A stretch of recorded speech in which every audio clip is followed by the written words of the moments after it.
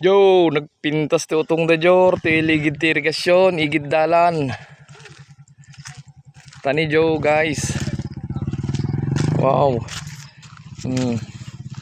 Mga bunga. Dami. Gilid lang ng daanan to. Ayan, meron pa dyan sa kabila. Ayan. Ayan Jo, konti lang yung tinatamnan pero malaki yung kinikita dito.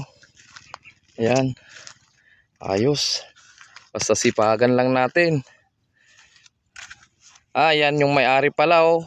Si Kuya. Ayan, nag-aararo. Para sa kanyang kamatis naman. Ayan, mahal daw ang kamatis ngayon. Manong si kamatis na tangkal? Saan nasa bagsakan? Sandan daw sa may bagsakan. Organita. Oh, sa Ordaneta, ayan oh. Pakaganda. Ibunong. Sari mo lang. Ayan oh. Hindi po animal cruelty to mga Jo. Talagang ganito lang po yung ginagamit naming mga magsasaka. Kung wala kaming makina. Ayan. Malaking tulong sa amin tong mga baka, kalabaw. Dito sa aming mga sakahan. Ayan oh. Mga ilan-ilan na lang yung may alam na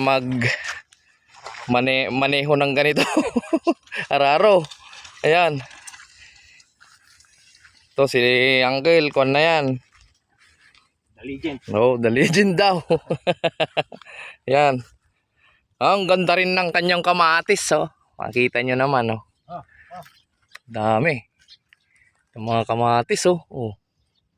Ayan, nilalagyan pa niya ng mga lupa yung mga puno para hindi matumba.